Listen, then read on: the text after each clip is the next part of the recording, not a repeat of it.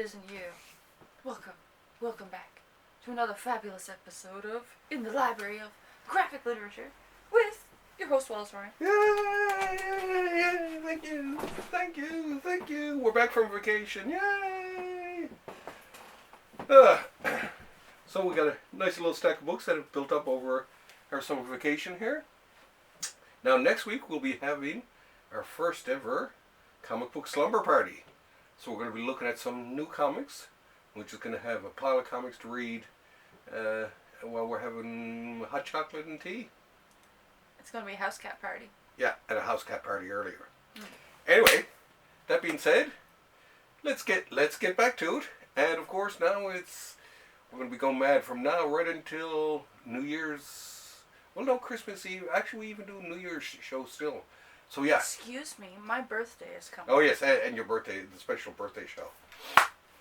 Okay, that being said, the first book, and I actually have this book. I actually have in two other books, as it happens. I already have these, but I only had those two books. So when Fantagraphics announced that they'd be doing the complete Adele Blanc-Sec, The Extraordinary Adventures, I said, oh well, screw those other two books. I'm gonna get this series because there's going to be at least another one or two books in this series that'll have all of them. And this is by Jacques Tardy, and it's one of my favorite. She's a woman facing down all kinds of mysteries and all that in 1900s. I can't remember if it was 18 or 1900s France anyway, but I love the drawing style. Very European. I'm about that far into it. Let's show the people what they're getting. And it's funny because when we were growing up, my friend Jerry, he wasn't a big fan of Tardy, but mainly because of one comic strip. He didn't like it. But I know I wasn't too big on it. But once I started reading more of Tardy's stuff, I was just like, oh geez, he got it all wrong. So you want to get it all right? Check out The Extraordinary Adventures of Adele Blanc-Sec. Yay! Not only that, this was a Luc Besson film. The same guy responsible for Lucy, all the cool, anything cool. The fifth prototype? Not the sixth. Not the Sixth Sense. The fifth. Fifth Element. Yeah, that one. A lot of great films, and that's one of them. Now, up next comes from two of my favorite new creators. Well, not new creators. Matt Kindt and David Rubin, and this is Space Scouts. And this is kind of like a legion of superheroes gone insane, right? So it feels like a legion story, but it's kind of dark, and I'm not going to give away too much, but it's really worth seeing. And I love this guy's drawing, and I love his lettering too. His lettering is fabulous. Great art. I like his art, right? There's something very cool about it. Reminds me of Saga. Oh, okay. Well, I like this even better. The one problem I had with Saga was that it was inked using looked like digital tools, and the lines were always very, very, I don't know, hardly there. This has lines with textures and weight. Yeah, it had no weight to it. Where this got lots of weight. But I always liked this guy Dave Rubin, his lettering. He also did a Beowulf many years ago that was the first thing I seen by him, and it's really cool. They also did Cosmic Detective was the name of it. But yeah, very, very good for any of you people looking for some great book. This is great. Now, here we go. Now this was brought to me recently. This was came through our good pal Dennis. They were young. They were powerful. They were dangerous. They were Harbinger. Now, to be quite honest, this has like 41 issues of Harbinger. I'm really more of a fan of the first, 11 or 12 issues or whatever, the drawn by this guy David Lapham. So he was always my favorite. As a matter of fact, I'm rereading it. But this is from in the early 1990s. Valiant came out, and they were like the hottest thing since Marvel in the 60s.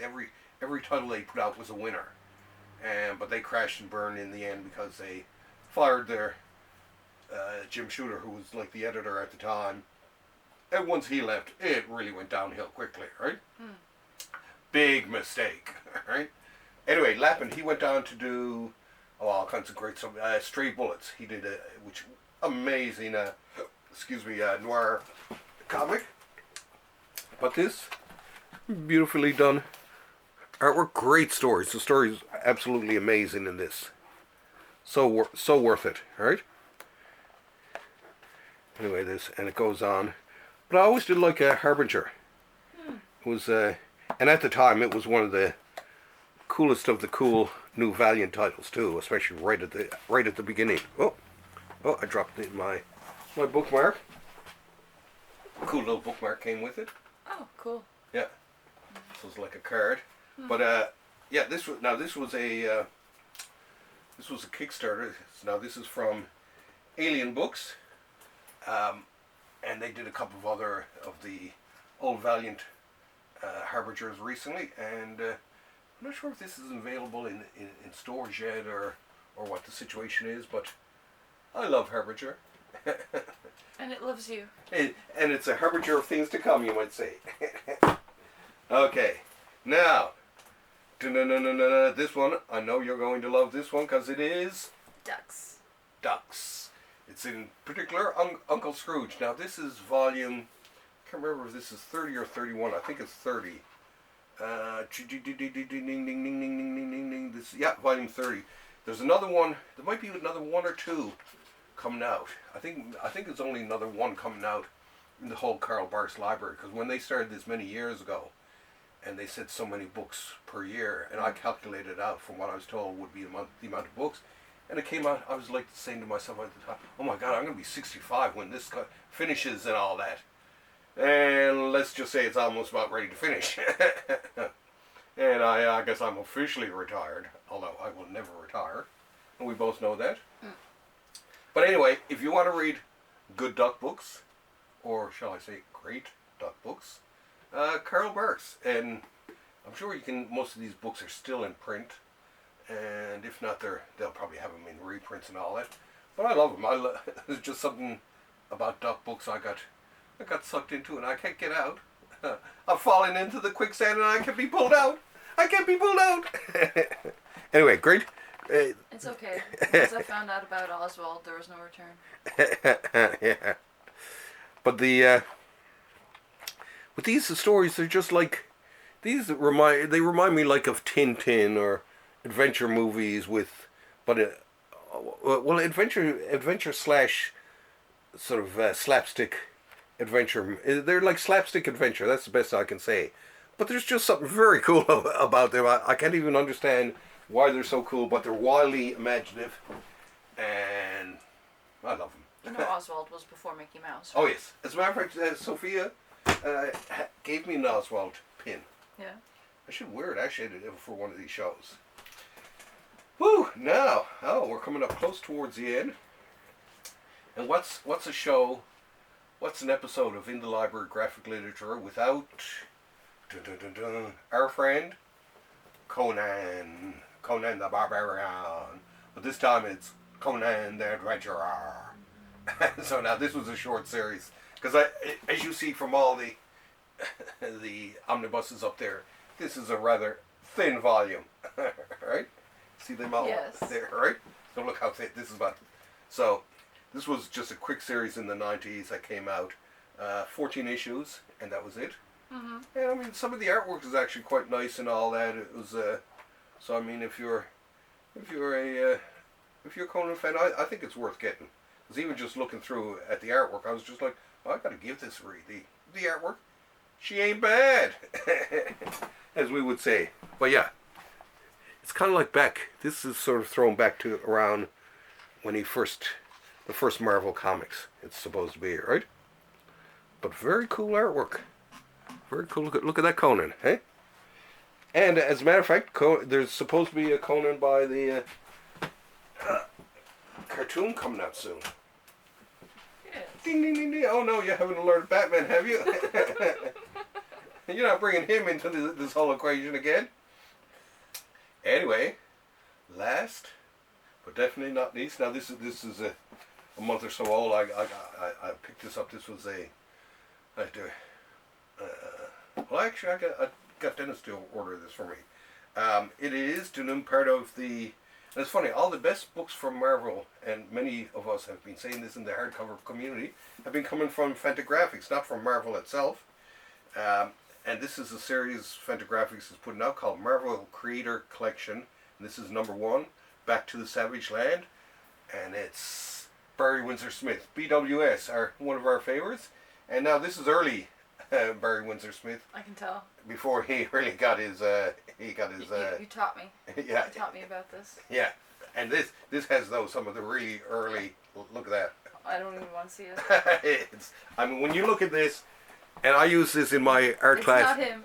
It just ain't him. Yeah, this is him learning his way, and so, Barry was making an effort at it actually, and he was starting to get better and better, but when he did an Avengers, 98, 99, and 100, for their anniversary issue, this was it. This was when he really started. Oh yes. Becoming Barry BWS. But he did he also did a Kazar or whatever, strip in, was it Amazing Astonishing Tales? Or, well, anyway. There it is. It's where? I don't know. That's him. Oh, this is cool.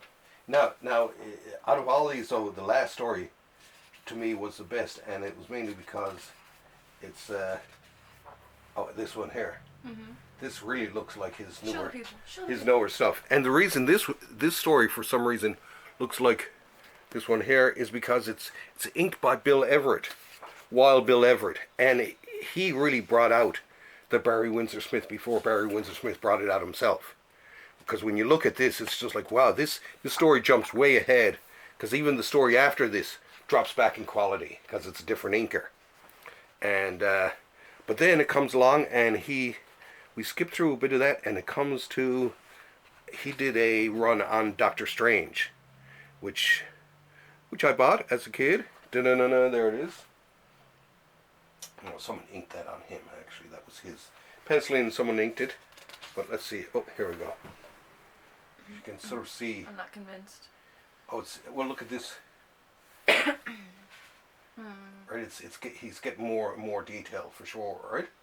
This is really starting to head into the BWS, but now it wasn't until the latter days of Conan that he really became BWS, right? So? Yeah, but this is him being inked by someone else, and the guy who inked him on this I actually met many years ago, Frank Brunner, who was actually one of my favorite artists on the other side. So this is, now I'm not sure, they say volume 1 here, so I'm assuming if they do volume 2, it'll be a lot of his later Marvel stuff where he was BWS. Because he did do some X-Men books, like a Great Storm 2-part series, and a lot of other great ones. And that's it. We're caught right up to date. And we will be the slumber parties next week. Check that out. And we're just going to be talking about comic books, not hardcover books, just because we just bought a bunch of random ones, and we're just going to flip through them like we're here on a Friday night and looking for something to do, and we're piling through our pile of comics. He's been waiting a long time for me to read mine. Yeah.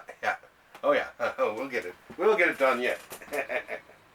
That being said, thank you for having us over, and it's great to be back. I was kind of missing sending out all the greetings to everyone. Yes, I need to go to bed. Yes, and I have some writing and stuff to do. Alright. Okay, we love you.